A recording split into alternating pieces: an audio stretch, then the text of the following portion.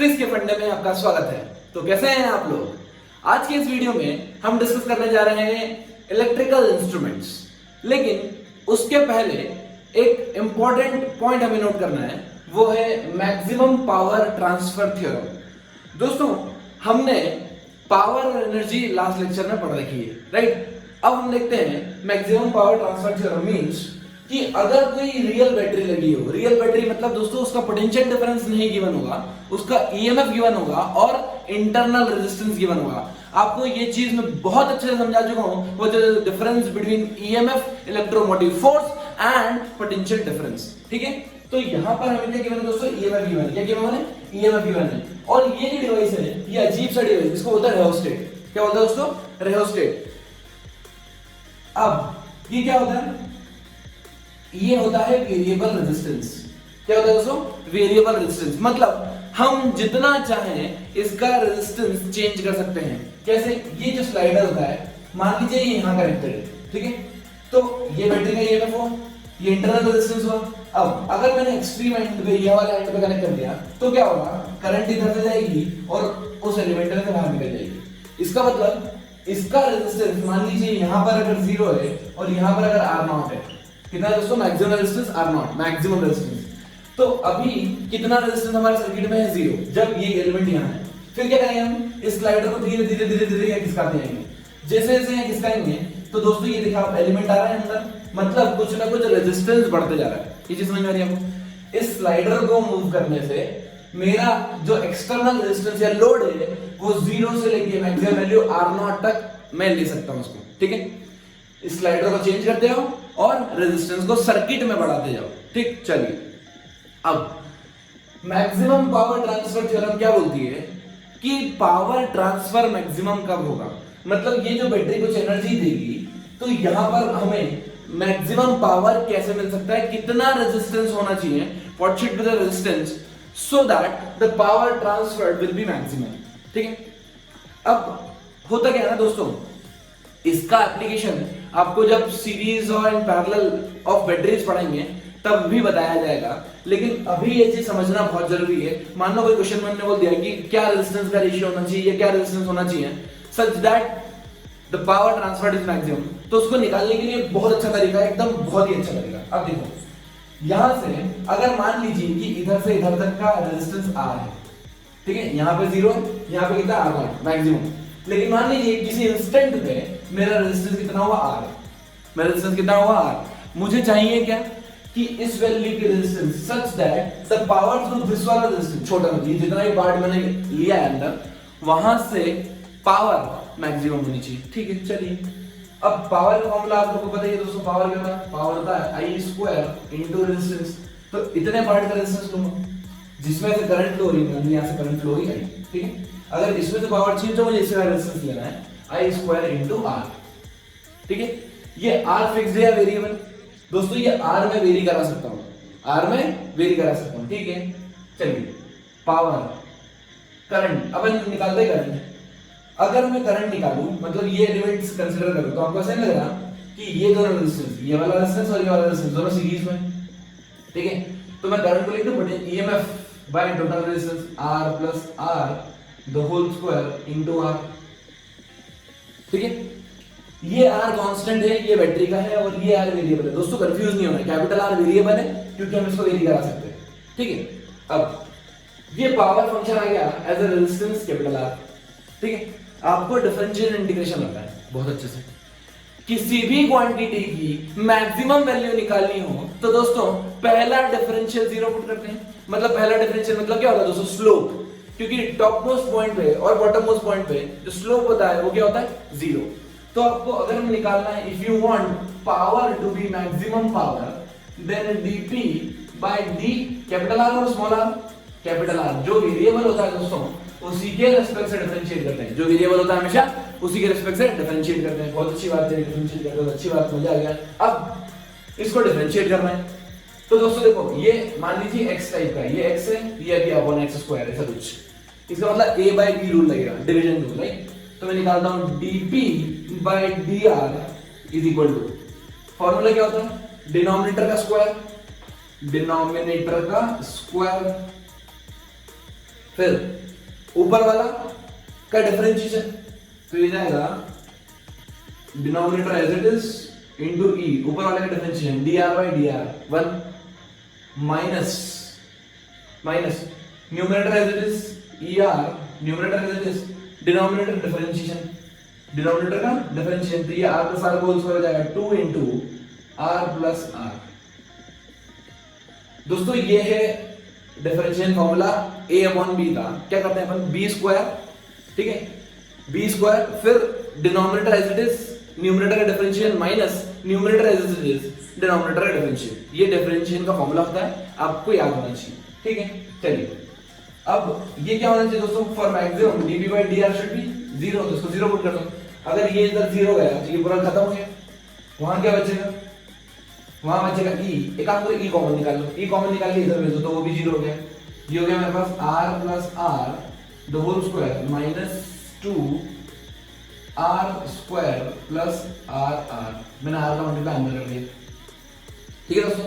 चलिए तो ये कितना हो जाएगा dp by dr कितना हो गया दोस्तों, इक्वल टू 0, इसको तो 0 लिख दो डायरेक्ट, है ना, इक्वल टू 0 लिखा, यहाँ कितना बचा a square plus b square plus 2ab minus 2r square minus 2rr। अब this 2rr get cancel with 2rr, r square minus r square इधर जा minus r square plus r square, तो कितना बचा r square equal to r square, मतलब r equal to r आ गया। तो ये प्लस माइनस नेगेटिव तक हम लेंगे नहीं, ठीक है। इसका मतलब एक बहुत ही इंपॉर्टेंट चीज, ब्रह्मास्त्र चीज आ गई हमारे पास कि अगर internal resistance of the battery बाहर के रेजिस्टेंस के बराबर हो जाए, internal resistance of the battery बाहर के रेजिस्टेंस के बराबर हो जाए, तब उस केस में जो पावर ट्रांसफर होगी, कहां पर, बैटरी से लेके जो पावर ट्रांसफर होगी, एनर्जी ट्रांसफर होगी रेजिस्टर के ऊपर, लोड के ऊपर, वो होगी मैक्सिमम। बहुत खूबसूरत प्रिंसिपल, याद रख लीजिए दोस्तों, मजा आ जाएगा। जब भी आपको दिखे मैक्सिमम पावर ट्रांसफर, आपके दिमाग में एक ही चीज क्लिक होनी चाहिए, internal resistance should be external resistance.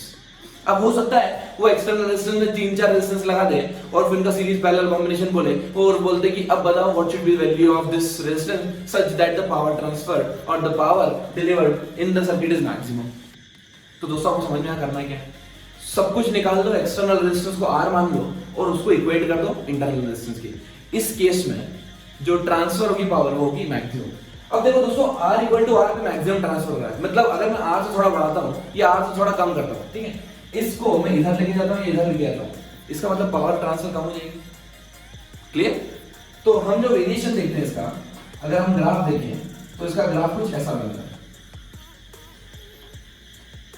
ये हमारा रेजिस्टेंस हुआ R, कैपिटल R, ये हमारी पावर, इसका रेजिस्टेंस और पावर का जो ग्राफ बनता है वो कुछ ऐसा बनता है।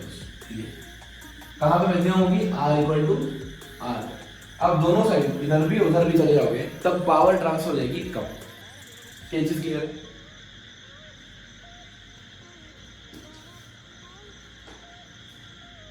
तो दोस्तों आइए अब देखते हैं एक और इंपॉर्टेंट पॉइंट, हम निकालेंगे एफिशिएंसी सिस्टम की, सर्किट की। मान लीजिए इसको हम समझते हैं एलटीसी से, मान लीजिए कि एक बैटरी है, रियल बैटरी, जिसका ईएमएफ है 10 और इसका इंटरनल रेजिस्टेंस है 2 ओम। ये कनेक्टेड है एक लोड से जिसका एक्सटर्नल रेजिस्टेंस 1/2 ओम है। इसका रेजिस्टेंस कितना है, लोड रेजिस्टेंस 1/2 ओम है, ठीक है, बहुत अच्छी बात है। अब अगर मैं R इफेक्टिव निकालूं तो R इफेक्टिव कितना होगा दोस्तों, 2 + 1/2, मतलब क्या 5/2, मतलब R इफेक्टिव आ गया मेरा 5/2, ठीक है।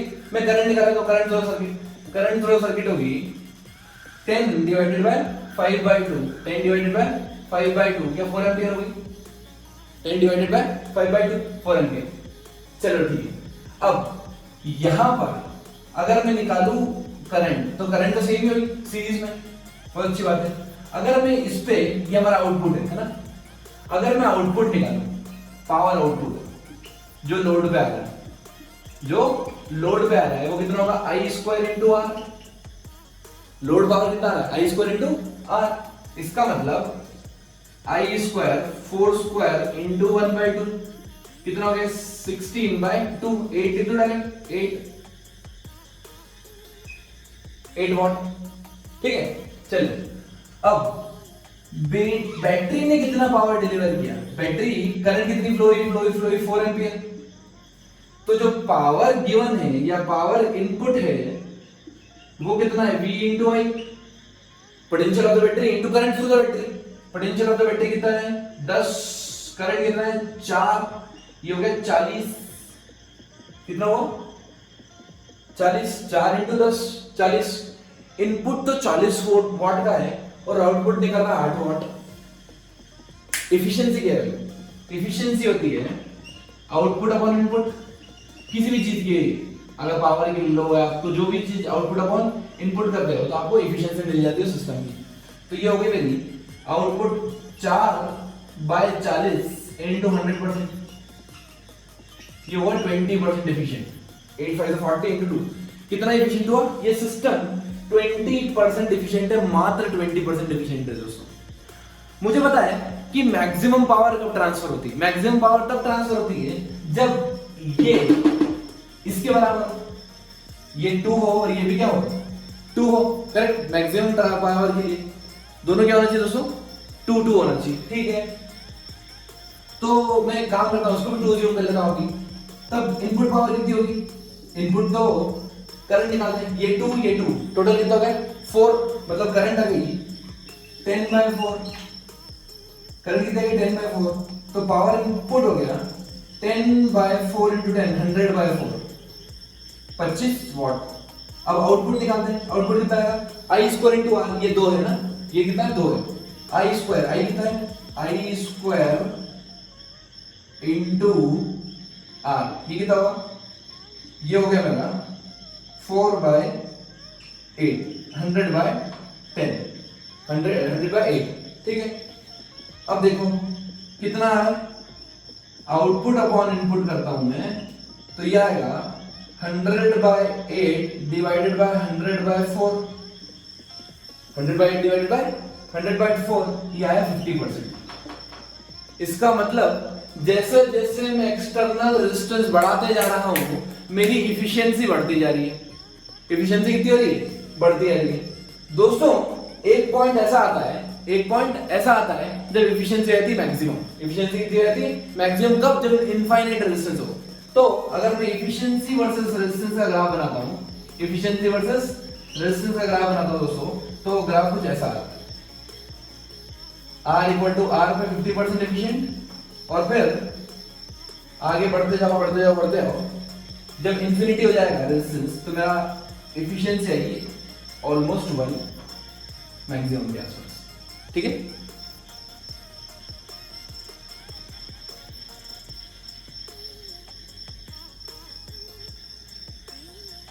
दोस्तों मेजरिंग इंस्ट्रूमेंट स्टार्ट करने के पहले एक बार हम ये सीख लेते हैं कि किरचॉफ्स वोल्टेज लॉ किसी लूप में अप्लाई कैसे करते हैं। ठीक है, तो यहां पर हमें एक एलिमेंट दे रखा है, एक सर्किट है, उसमें बहुत सारे एलिमेंट्स हैं E1 R1 E2 R2 R3। ठीक है, अब कैसे करना है दोस्तों इस तरह के प्रॉब्लम्स को, कहीं से भी आप रैंडम करंट मान लीजिए, जैसे मान लीजिए आपने करंट लिया यहां पर I, ठीक है, इधर से करंट चली आई, अज्यूम कर लीजिए कि यहां पे करंट गई I1, यहां पे कितनी करंट जाएगी दोस्तों I - I1, करेक्ट।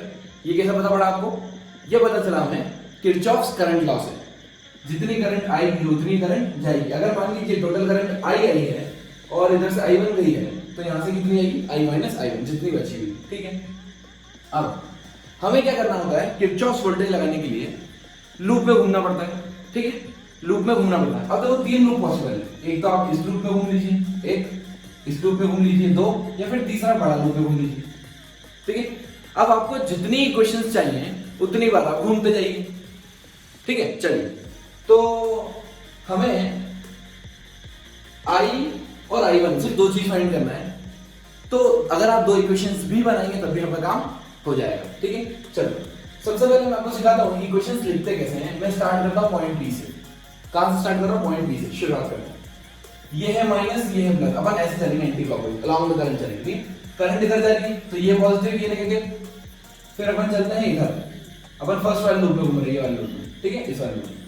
फिर ये माइनस, ये प्लस, करंट निकल जाएगी, ये प्लस, ये माइनस। ठीक है, आपको पता है जब भी हम माइनस से प्लस जाते हैं तो प्लस लिखते हैं, और प्लस से माइनस जाते हैं तो माइनस लिखते हैं। ठीक है, नीचे से ऊपर प्लस, ऊपर से नीचे माइनस। चलिए चलिए चलिए, बहुत ही बढ़िया। आओ दोस्तों, वीपी शुरुआत करते हैं वीपी से। वीपी वीपी फिर माइनस से गए प्लस, क्या बड़ा बड़ा बड़ा बड़ा की घटा, बड़ा बड़ा कितना बड़ा, इवन। फिर प्लस से गए माइनस, क्या हुआ, घटा बड़ा, घटा कितना, I into R one, I into R one. ठीक है, फिर नीचे चलते माइनस से गए प्लस, क्या हुआ, बटा बड़ा, घटा बड़ा, घटा बड़ा, बटा घड़ा, माइनस से गए प्लस, तो हुआ प्लस इंटू, फिर प्लस से गए माइनस, माइनस कितना करंट है उसको, आई वन, तो जगह I one R one is equal to घूम घूम के वीपी को बचेगा। ठीक है, बेस्ट तरीका ये होता है कि इसको जीरो मान लिया करो। क्यों? क्योंकि देखो यहां से कट गया, तो अब देखो डायरेक्ट यहाँ कितना आ गया, आई इधर इसको माइनस माइनस को बदल लिया तो कितना हो चाहिए, I one R one, I into R one plus I one into R, I one into R one, ये आई इंटू आर वन, इधर देखो कुछ गड़बड़ हो गया, R2 ये R2 है, I one into R two, I one into R two is equal to E2 plus E1, E2 plus E1। ठीक है, आई इंटू आर वन, फिर I one into R two, E2 plus E1, ये मेरी equation number बनानी है। ठीक है, अब एक इक्वेशन और चीज, अब एक काम करते हैं, यहां से स्टार्ट करते हैं। इस पोटेंशियल को हमें मान लो जीरो, कुछ भी मान सकते हैं। ठीक है, कुछ भी D2 कैंसिल हो जाता है, इसको जीरो मानते हैं। अब बड़े रूप में घूमेंगे हम ऐसे। ठीक है, माइनस से गया प्लस, तो जगह E1, फिर माइनस आई आर वन, प्लस से माइनस है ना, ऊपर से कॉपी कर लो, एक ही बात है क्योंकि हम लूप में घूम रहे हैं। फिर इधर से नीचे आए, अब इधर से जा रहा है इधर, मतलब current positive to negative, positive to negative, क्या हुआ, घटे बड़े, घटे नीचे गए, प्लस से माइनस, तो जगह I minus I one, current कितना है, I minus I one, current कितना, I minus I one into R three equal to zero. ठीक बात है दोस्तों, तो ये कितना आ जाएगा हमारा, ये आ जाएगा, इसको माइनस माइनस को उधर ले जाओ तो जाएगा I R one plus I minus I one into R three is equal to E one. ये हमारी इक्वेशन नंबर 2। ठीक है, अब दोस्तों करना क्या है, आपको इक्वेशन 1 और 2 सॉल्व करना है और डिजायर्ड आंसर निकालना है। Solve equation 1 and 2, get the values of I and I1। ठीक है, तो इस तरह की प्रॉब्लम इजी हो जाएंगी कब, जब आपको डेटा गिवन होगा, ये कुछ 5 वोल्ट 10 वोल्ट ये रेजिस्टेंस गिवन होगा, तब आप इजीली उनको कैलकुलेट कर पाएंगे। यहाँ पे आपको R1 R2 के टर्म्स में रिजल्ट आएगा। ठीक है,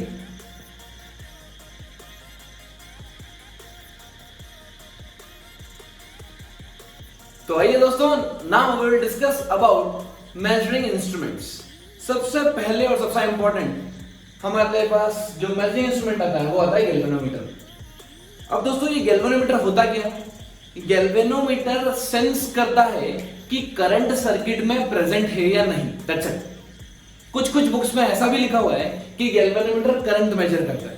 ठीक है, लेकिन अगर मैं प्रैक्टिकली बताऊं तो इसमें हम कुछ ना कुछ मॉडिफिकेशन करके इसको करंट मेजरिंग डिवाइस बनाते हैं, लेकिन प्योरली ये सिर्फ हमें ये बताता है कि करंट सर्किट में है या नहीं। That's it. ठीक है, चलिए अब हम देखते हैं इसका प्रिंसिपल और समझेंगे कुछ इंपॉर्टेंट पॉइंट्स। सबसे पहले तो हमने एक मैग्नेट लिया है, जो मैग्नेट मान लीजिए एक नॉर्थ पोल है और एक साउथ पोल है। ठीक है, अब हमने आपको दिखा होगा कि ये ऐसे शेप का लिया है, जो मैग्नेट लिया है वो ऐसे शेप का लिया है। इसका रीजन है दोस्तों, क्या रीजन है, ताकि हम रेडियल फील्ड्स क्रिएट कर सके। ठीक है, चलिए रेडियल फील्ड मतलब जैसे मान लीजिए ये मैंने ऐसे बनाया। ठीक है, तो अब जो फील्ड डायरेक्शन होगी वो हर डायरेक्शन में होगी। ऐसे फील्ड लाइंस होगी दोस्तों, वो हर डायरेक्शन में, नॉर्थ टू साउथ, ऐसे हर डायरेक्शन में फील्ड्स अवेलेबल होगी। इसलिए हमने जो लिया है ये, इसको होता है रेडियल फील्ड्स। ठीक है, चलो अब क्या किया हमने, एक वायर एक रॉड ली, उसको पाइवोट कर दिया। पाइवोट मतलब फिक्स है और रोटेट होने के लिए फ्री। ठीक, अब एक सिलेंडर लिया, सिलेंडर के ऊपर एक तार हमने लपेट दिया, एक वायर लपेट दिया और वायर हमने किस फॉर्मेट में लपेटा है, रेक्टेंगुलर फॉर्मेट में, दिख रहा होगा आपको, ठीक है। तो ये मान लीजिए इसके कुछ n टर्न्स है, नंबर ऑफ टर्न्स कितने हैं, n, ऐसा अज्यूम कर लीजिए, ठीक बात है। अब क्या होगा, यहां से इसके दोनों एंड से मैं पास कराता हूं कुछ करंट। क्या पास करा रहा हूं दोस्तों, करंट। जैसे ही मैंने करंट पास कराई यहां पर, मुझे दिखता है कि ये जो ड्रम है या मैं सिलेंडर बोलूं, ये रॉड क्या बोर्ड से घूम जाता है। क्या घूम जाता है, ऐसे घूम जाता है, ये घूम जाता है। तो मैंने इसके अक्रॉस एक पॉइंटर कनेक्ट कर दिया, इस पॉइंटर को मैंने एक स्केल से कनेक्ट कर दिया, ठीक है। तो जितना ये घूमेगा मुझे पता पड़ जाएगा मेरा डिफ्लेक्शन कितना आ रहा है। हालांकि ये प्रिंसिपल बेस्ड है मैग्नेटिज्म पे, और हम अगले चैप्टर में पढ़ेंगे मैग्नेटिज्म और ये कैसे दो तरह के गैल्वेनोमीटर वहां पे, मूविंग कॉइल, फिक्स्ड कॉइल, सब चीज डिस्कस करेंगे। बट अभी हम बेसिक समझ लेते हैं इसका कि ये होता क्या है, ठीक है। तो हमेशा याद रखो दोस्तों, जब भी कोई करंट कैरिंग कॉइल किसी मैग्नेटिक फील्ड में हो, जब भी कोई current carrying coil magnetic field में हो, तो उसके ऊपर लगता है टॉर्क, ठीक है। और टॉर्क प्रोपोर्शनल होता है दोस्तों मैग्नेटिक फील्ड के। जितनी ज्यादा मैग्नेटिक फील्ड, जितना स्ट्रॉन्ग ये मैग्नेट होगा, उतना ज्यादा ये घूम जाएगा। जो टॉर्क होता है वो प्रोपोर्शनल था करंट के भी, मतलब जितनी ज्यादा करंट में यहां से फ्लो करूंगा इनपुट, उतना ज्यादा वो घूम जाएगा, ठीक है। जो टॉर्क होता है वो प्रोपोर्शनल होता है नंबर ऑफ टर्न्स। इसमें जितने ज्यादा टर्न्स में दूंगा,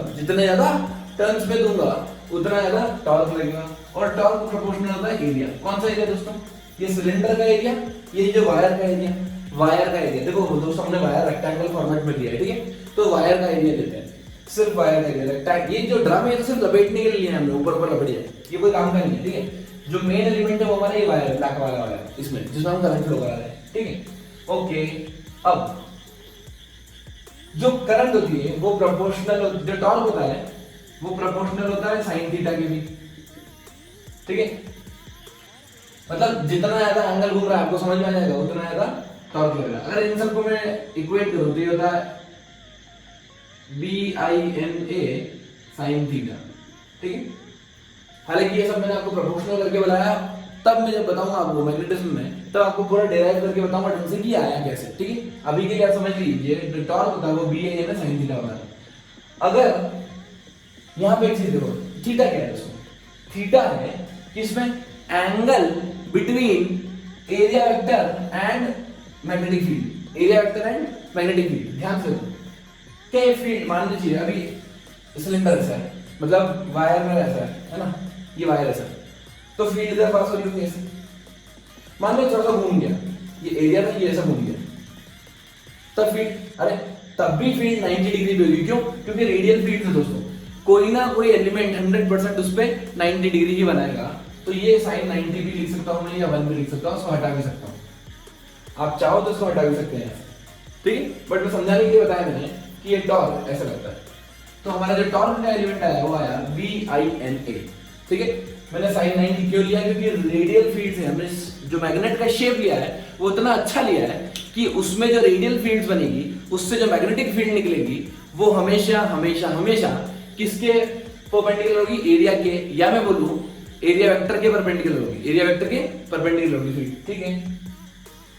चलो, मतलब यहां से लूप ऐसे पास होगा, ये लूप है, मैग्नेटिक फील्ड से निकल जाएगी, पूरे एरिया वेक्टर के अलाउ होगी, एरिया वेक्टर के अलाउ होगी, या एरिया से पास होगी, पूरी मैग्नेटिक फील्ड एरिया से पास हो जाएगी, ठीक है। अब प्रैक्टिकली होता क्या है, हम मेजर करते हैं इसमें डेविएशन, ठीक है, इसमें डेविएशन, लेकिन हम यहां पे लगा देते हैं रॉड या स्प्रिंग, ऐसी कुछ हार्ड रॉड मान लो, याद है आपको जैसा अपन एसटीएम में किया था, एक डिस्क को कनेक्ट करके और नीचे इसका टॉर्शनल स्टिफ कांस्टेंट C माना था और इसको घुमाया था ऐसे। तो सिमिलरली आप ऐसा भी कर सकते हैं कि आप एक स्प्रिंग लगाएं यहां पर और ये इस लूप को घूमने के लिए छोड़ दें। अब लूप कुछ रोटेट करेगा, लूप कुछ रोटेट कर रहा है, तो ये जो स्प्रिंग है ये कुछ रोटेट करेगी, मान लीजिए मान लीजिए रोटेट की। देखो अगर हमने स्प्रिंग लगाया यहाँ पर, इसकी जगह पे मैंने क्या लगा दिया? स्प्रिंग, ऐसा अज्यूम करो। अगर ये थीटा एंगल रोटेट करेगा तो ये थीटा रोटेट नहीं करेगी, ये कुछ कम रोटेट करेगी। वो रिलेशन आपको पता होगा कि इसका रोटेशन और इसके रोटेशन में क्या अंतर है। तो इसका जो रोटेशन होता है, स्प्रिंग का रोटेशन या फिर कोई रिजिड रॉड का रोटेशन, उसको मैं मान लेता हूं फाई। ठीक है, इतना रोटेट कर रहा है। ओके, तो जो टॉर्क होता है वो प्रोपोर्शनल होता है फाई के, या मैं torque is equal to C phi लिख देता हूं, where C is torsional constant. C is torsional constant. C क्या है दोस्तों? Torsional constant. ठीक है, अब सी हमारा हो गया टॉर्शनल कांस्टेंट। ठीक बात। अब एक इंपॉर्टेंट पॉइंट यहां पर डिस्कस करना होता है, वो होता है करंट सेंसिटिविटी। क्या दोस्तों? Current sensitivity. और ये बहुत इंपॉर्टेंट है हमारा करंट सेंसिटिविटी। करंट सेंसिटिविटी दोस्तों होता क्या है? करंट सेंसिटिविटी मतलब हमारा एलिमेंट या हमारा जो इंस्ट्रूमेंट है वो कितना ज्यादा सेंसिटिव है करंट को लेकर। मान लीजिए थोड़ी सी करंट आई तो थोड़ा सा घूम गया, ज्यादा करंट आई ज्यादा घूम गया, एक केस। दूसरा केस, थोड़ी सी करंट आई बहुत सारा घूम गया। कौन sensitive?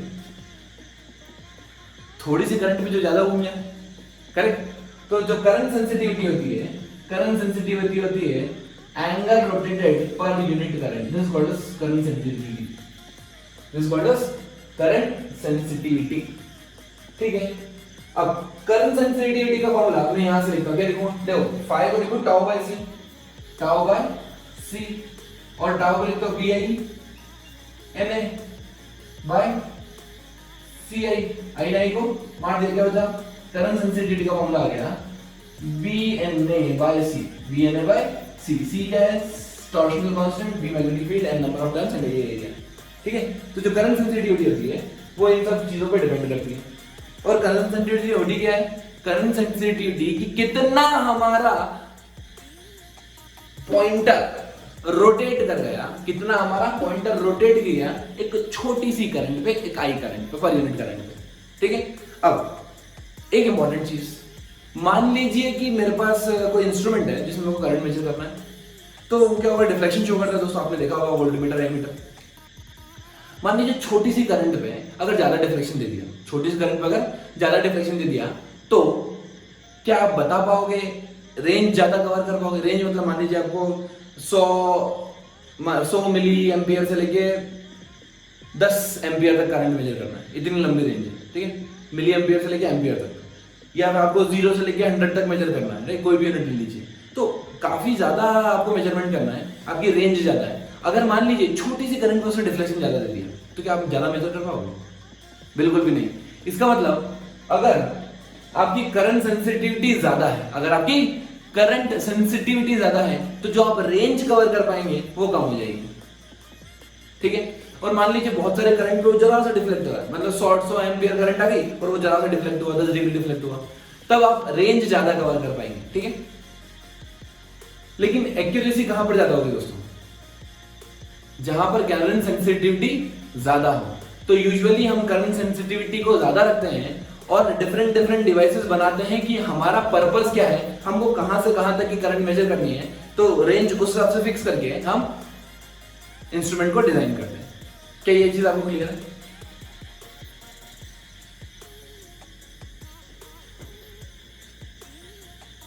So friends, now we will discuss conversion of galvanometer into ammeter.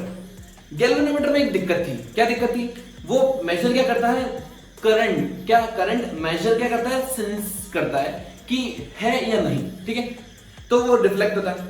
अब क्या होता है, मान लीजिए कि मैंने ज्यादा करंट फ्लो कर दिया, तो तट हो सकता है टूटिए, एकदम से डिफ्लेक्ट कर रहा है और टूटिए, खराब हो जाए। तो ये जो गैल्वेनोमीटर है ये एक सेंसिटिव एलिमेंट होता है। राइट, अब अगर हमें इसको मेजरिंग इंस्ट्रूमेंट में कन्वर्ट करना है, क्या measuring instrument? Current measuring instrument. The current measuring instrument is also called as ammeter.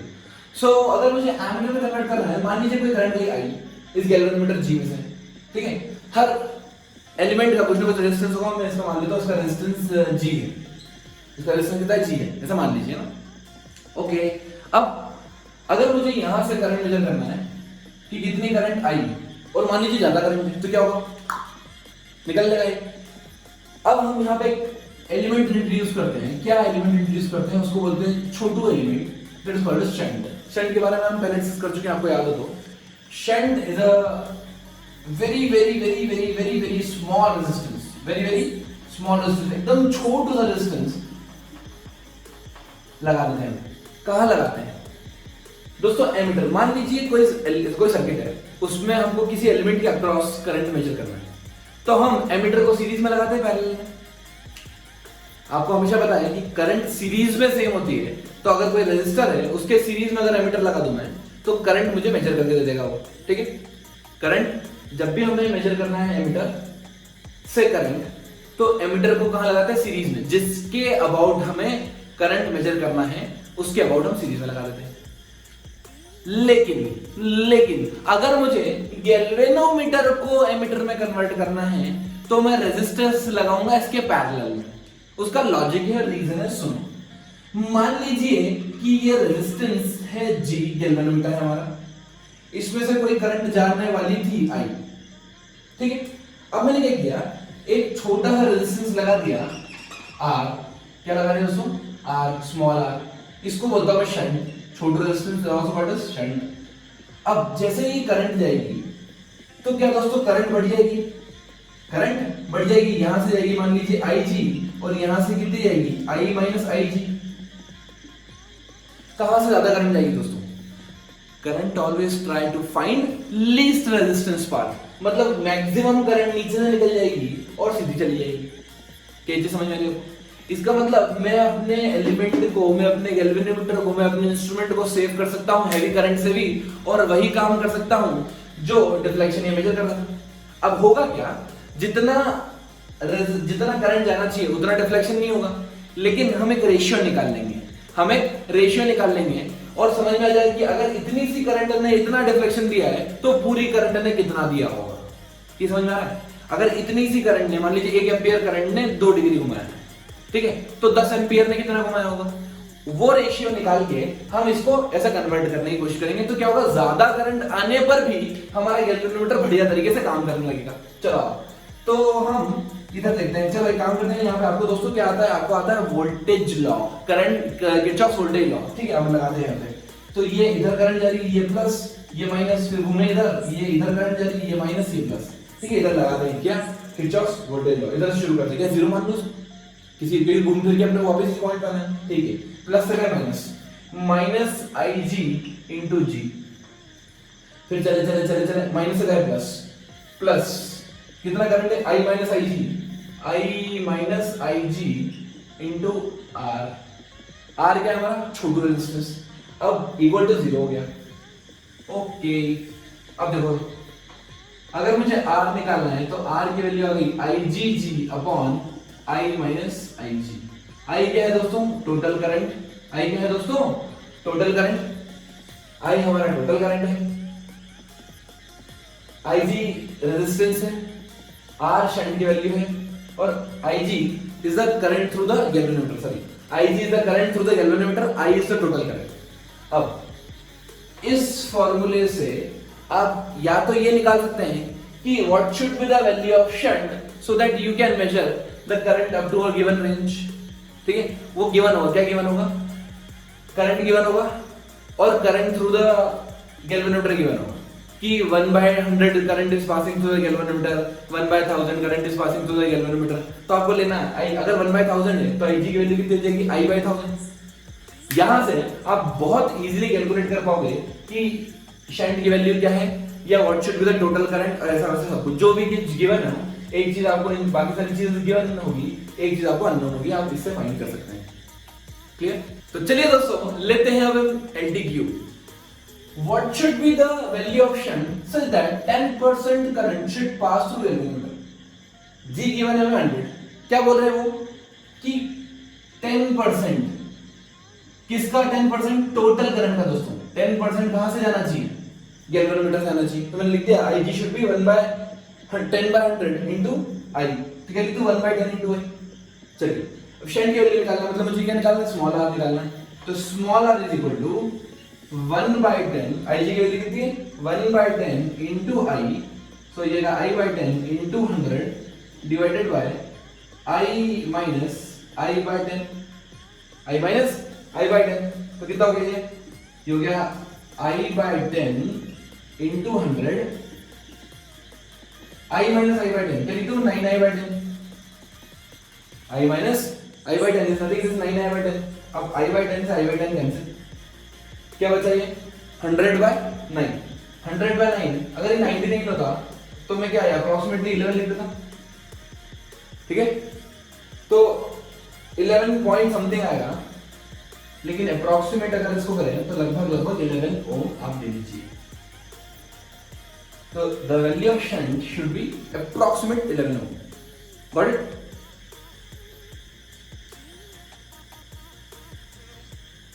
Now we'll see the conversion of galvanometer into voltmeter, ठीक है दोस्तों। याद रखिए इंपॉर्टेंट पॉइंट, अगर मुझे करंट मेजर करना है तो एमीटर को सीरीज में लगाऊंगा, लेकिन गैल्वेनोमीटर को एमीटर में कन्वर्ट करना है तो शंट पैरेलल में लगाऊंगा। जिसको सीरीज में लगाते हैं उसको खुद बनाने के लिए पैरेलल में लगाना पड़ता है, ठीक है। यहां पर उल्टा होता है, वोल्टमीटर को हम काय में लगाते हैं दोस्तों पैरेलल में। क्यों? जैसे मान लो रेजिस्टेंस है, इसके अक्रॉस मुझे पोटेंशियल डिफरेंस कैलकुलेट करना है, ठीक है। तो पोटेंशियल डिफरेंस पैरेलल में सेम होता है, इसका मतलब अगर यहाँ पोटेंशियल डिफरेंस क्लियर करना है, कैलकुलेट करना है, तो हमें यहाँ पर लगाना पड़ेगा उसके पैरेलल में। अब ये खुद जो डिवाइस जो किसी और को मेजर करने के लिए खुद पैरेलल में लगता है, इसी को बनाने के लिए इसको एक रेजिस्टेंस लगाते हैं सीरीज में, ठीक है दोस्तों। बस ये चीज है, उल्टा आपको याद रखना है। जिसको लगाते हैं सीरीज में उसमें खुद लगता है पैरेलल में, जिसको लगाते हैं पैरेलल में उसमें खुद लगता है सीरीज में, ठीक। चलिए, तो ये गैल्वेनोमीटर है, ये आर हमारा मान लीजिए रेजिस्टेंस है, ये वेरी हाई रेजिस्टेंस है दोस्तों। क्या है? Very very very very high resistance, बहुत ज्यादा हाई रेजिस्टेंस है, ठीक है। वहां पे हम बहुत लो रेजिस्टेंस लगाते हैं, शंट लगा देते हैं, यहाँ पे बहुत हाई रेजिस्टेंस लगाते हैं, ठीक है। चलिए, मान लीजिए करंट फ्लो यहाँ से आए, ठीक है, फिर लगाते हैं किरचॉफ्स वोल्टेज लॉ, ये प्लस से माइनस, ये प्लस से माइनस। तो शुरू करते हैं, वी है माइनस वी, वी है प्लस है minus, minus I into G, minus I into G, फिर गए प्लस से minus I into R, I into R equal to V आ गए। मुझे क्या निकालना? आर की वैल्यू निकालना है, ठीक है। वी ए माइनस वी मुझे पता है, V A minus V V के बराबर है minus I into G equal to I R, ठीक है। तो ये कितना होगा? V minus I G equal to I R, ठीक है। V by I minus G is equal to R. So this should be the value of resistance, V by I minus G. This should be the value of resistance such that if you want to convert galvanometer into voltmeter, आप galvanometer को voltmeter में convert कर सकते हो, but आपको जो desired value of resistance रहेगी वो ये रहेगी, और वो की बहुत ज्यादा होनी चाहिए। क्लियर?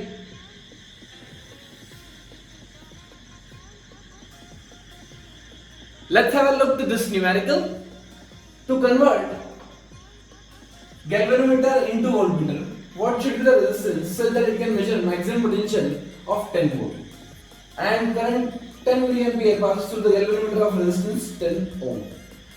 अच्छा, हमें क्या क्या है दोस्तों? हमें निकालना है रेजिस्टेंस की वैल्यू। कब? जब हम गैल्वेनोमीटर को कन्वर्ट करते हैं वोल्टमीटर में। रेजिस्टेंस की वैल्यू आती है V by I minus R, मतलब गैल्वेनोमीटर का रेजिस्टेंस है ना। V by I, V by I क्या है? V देखो 10, आई कितना है? 10 मिली, 10 मिली माइनस ये कितना है? 10 ओम, 10, तो कितना हो गया? 1000 माइनस 10 क्या? 990 ओम्स, 990 ओम, 990 ओम का रेजिस्टेंस आपको कहां लगाना है दोस्तों? सीरीज में लगाना है, जब आप इस वोल्टमीटर को बना पाओगे इस गैल्वेनोमीटर से। तो दोस्तों आइए अब हम लेते हैं एक और अच्छा एलटीक्यू, जिससे आपको इसके ऊपर सब कुछ क्लियर हो जाएगा इस टॉपिक के ऊपर, ठीक है। चलिए, a galvanometer has 100 divisions and current sensitivity is 5 division per milliampere, voltage sensitivity is 1 division per milliampere. What should be the value of resistances in order to convert them into ammeter and voltmeter, which can measure 10 ampere full scale division, full scale and 1 volt per division? हमें क्या convert करना है? इस galvanometer को ammeter में भी convert करना है और वोल्टमीटर में भी कन्वर्ट करना है, ठीक है। जो जो चीज गिवन है मैंने उसको अंडरलाइन कर लिया है, ठीक है। अब कितने डिवीजन है दोस्तों? 100 डिवीजन है, ये बोलता है जो करंट सेंसिटिविटी है वो 5 डिवीजन पर मिली एम्पियर, 5 डिवीजन पर मिली एम्पियर है। तो 5 डिवीजन के लिए कितना डिफ्लेक्ट करता है वो 1 मिली एम्पियर के लिए 5 डिवीजन। तो कितने डिवीजन है टोटल 100 डिवीजन।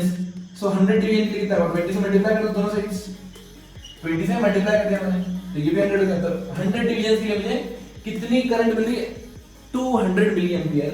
मतलब ये करंट मिल रही होगी दोस्तों IG की वैल्यू है। ये क्या हमारा IG आ गया, IG की वैल्यू कितनी आ गई, करंट थ्रू द गैल्वेनोमीटर आ गई 20 मिली एम्पियर। क्लियर। चलिए इसी तरीके से अब हम निकालते हैं 1 डिवीजन पर मिली वोल्ट। ठीक है, 1 डिवीजन पर millivolt, 1 division for 1 millivolt. कितने डिवीजन है 100 डिवीजन। तो कितना हो जाएगा, दोनों तरफ 100 का मल्टीप्लाई कर दो तो कितना हो गया मेरा 100 मिली वोल्ट। ये क्या आ गया मेरा दोस्तों, ये आ गया गैल्वेनोमीटर का पोटेंशियल VG। VG आ गया, IG आ गया, इसका मतलब RG आ गया, रेजिस्टेंस किसका गैल्वेनोमीटर का। तो हम उसको G लिखते हैं, G फॉर जीनियस, या आप चाहें तो RG भी लिख सकते हैं। ये कितना हो जाएगा V इक्वल्स टू IR। तो V बाय R मतलब 100 मिली बाय 20 मिली, 100 बाय 20 क्या 5। ये हमारे पास इंपॉर्टेंट रिलेशन आ गया कि जो गैल्वेनोमीटर का रेजिस्टेंस है वो है 5। ठीक है, चलो अब दो डेटा और बचे हमारे पास, हमें कन्वर्ट करना है 10 एम्पियर, मतलब मैक्सिमम करंट कितना मेजर करना चाहिए 10 एम्पियर। तो जो I की वैल्यू आ गई दोस्तों, I की वैल्यू है 10 एम्पियर। ठीक है, अब उसमें शंट कितना लगा है, तो शंट का फॉर्मूला होता है छोटा सा resistance IgG upon I minus IG। ठीक है, IG की वैल्यू पता पड़ गई, G की वैल्यू पता पड़ गई, I की वैल्यू पता पड़ गई, सब पता पड़ गया, मजा आ गया। तो IG कितना है, IG लेगा 220 मिली, मतलब 10 to the power -3 into 5 20 milli. I minus IG, I that's 10 minus IG, IG कितना है 10 to the power -3 into 20 20 milli, 20 milli, 20 milli. ठीक है, चलो तो कितना हो गया 5 into 10 100, ये हो गया 0.1 डिवाइडेड बाय 10 माइनस 20 बाय 1000। क्या लिखो 0.0123 0.02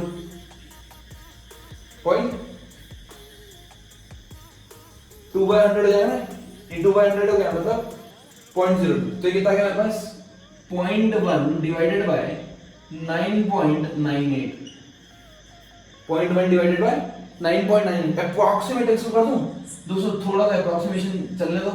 तो 0.01 अप्रॉक्सीमेट 0.01 ओम, 0.01 ओम इतना रेजिस्टेंस चाहिए। ये अप्रॉक्सीमेट क्या है, आप एक्चुअली कैलकुलेट कर सकते हैं इसको। ठीक है, 0.01 तो थोड़ा सा ऊपर आएगा।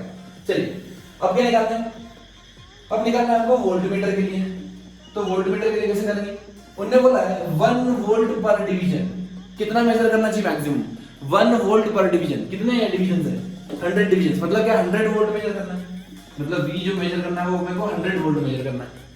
तो रेजिस्टेंस की वैल्यू होती है V by I minus G, ये फॉर्मूला होता है। I क्या है, current through the galvanometer IG, ये वाला ये है ना। तो ये होता है V 100 by 20 milli, 100 by 20 milli minus 5 अभी जाएगा 5000 माइनस 5 मतलब 4995 ohms. This should be the resistance, और ये हमारा आंसर आ चुका है। क्लियर दोस्तों।